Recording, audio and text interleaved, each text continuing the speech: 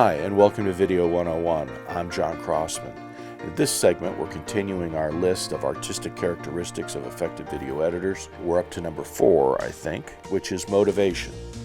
And that is, and my idea of motivation is that any editors that I've ever worked with, that have ever worked for me, something that I've stressed is I want them to know why they're using every shot that they use. And that doesn't have to be a mystery. It doesn't have to, be deep thought. It might be, well, they're talking to Bill, so I showed a shot of Bill. That's good. But I want my editors to think about what is the motivation of the shot. Going back, to the last segment where we talked about rules, those rules, have motivation built into them. There is a reason that they're rules, and there's a reason that you break them. So the motivation tells you whether you use the rule or whether you break the rule or whether it doesn't matter in this situation. Just like any other job, I think the actions that you take in doing your work need to have a motivation behind them. They need to have a logic behind them. There's another library on this website, a series on editing skill set. And one of the skills is a sense of logic. So that's tied, it's related to motivation.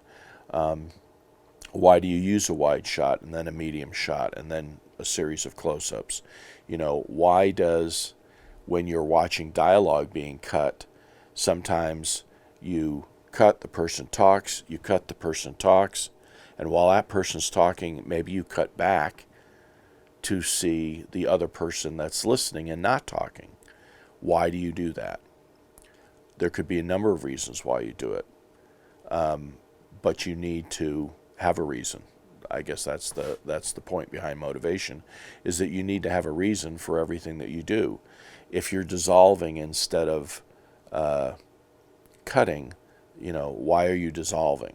And that doesn't have to be just for the editing rule of a dissolve means the passage of time.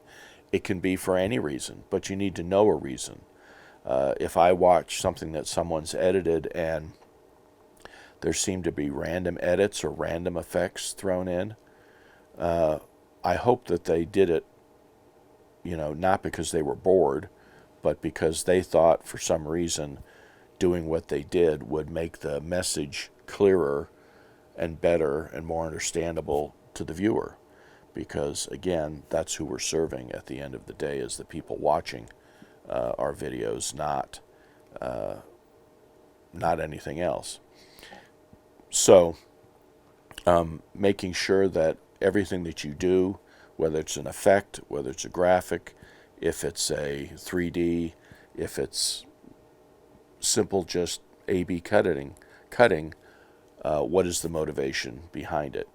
Now, a lot of motivation can be, and this isn't actually part of the list directly, but I feel that life has a rhythm. People talk with a rhythm. Narrators certainly talk with a rhythm. Sometimes that's driven by how the person writes. To go back to The West Wing, Aaron Sorkin has done a lot of extras on DVDs and movies and on The West Wing as well, about how he writes, and he writes in a rhythmic fashion. And if you watch any of his work, people talk like da-da, da-da, da-da, da-da-da-da. You can almost hear the drum beats in how they deliver their lines, and that's because it's written that way. And it's very natural, it's very entertaining, and it's very easy to follow. And so the same way is editing.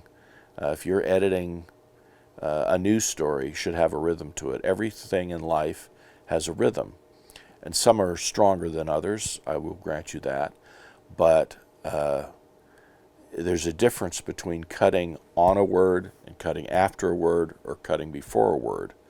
And you need to, maybe look at some things. Maybe you have a project and you can try that out on, but there's a different effect. If you cut on a word, you're emphasizing that word. If someone says a word and then you cut, you're letting them hear that word and now they're moving on to something else. If you cut before, that word, the emphasis of the next word is probably going to be lessened because they just got a new shot for their eyes and their ears are going to have to catch up. Hopefully this makes sense to you. I've edited thousands, if not tens of thousands of things.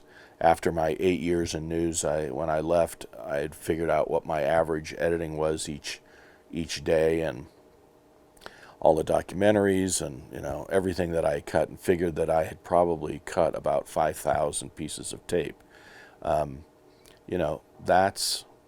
That's a lot of learning that goes on during that time. So don't get hung up if you don't understand or don't quite figure out all of these 10 characteristics today. It takes time to see how it all fits together.